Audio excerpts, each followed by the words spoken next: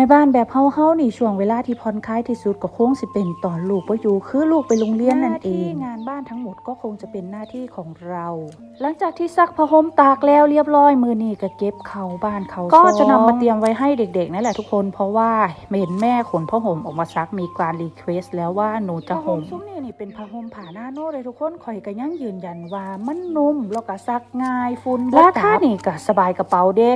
พื้นใหญ่ๆแบบนี้6 ฟุตเลยเด้ทุกคนผู้ใหญ่ก็ห่มได้เด็กน้อยก็ห่มได้ข่อยซื้อมาพื้นละ180พุ่นเด้ทุกคนแต่ว่าตอนนี้นี่ราคาบ่ถึง180ดอกข่อยคิดว่ามันสิอยู่ประมาณ140 150ไปหา60นี่ล่ะผู้ใดอยากได้นี่ก็ให้ฟ้าวกดฟ้าวตุนมาไว้ก่อนหน้าหนาวเด้อเพราะว่าข่อยซื้อช่วงหน้าหนาวราคามันก็เลยดีดขึ้นทุกคนใครมักสีพื้นก็กดสีพื้นใดผู้ใดมักสีลายก็กดสีลายกดมาให้เด็กน้อยกดมาให้ปู่ย่าตายายเป็นของขวัญปีใหม่ก็ได้เด้อเวลาปีใหม่นี่ก็สิมีของขวัญให้กันเด้บ่ว่าสิเป็นผ้าขนหนูบ่ว่าสิเป็นผ้าห่มไผกำลังอยากได้นี่ข่อยแนะนำอันนี้เลยราคาเพิ่นก็บ่ได้แพงพอฟังเนื้อผ้าก็ดีนุ่มซักง่ายฝุ่นบ่จับฝุ่นบ่เกาะใส่แล้วบ่แพ้เด้อ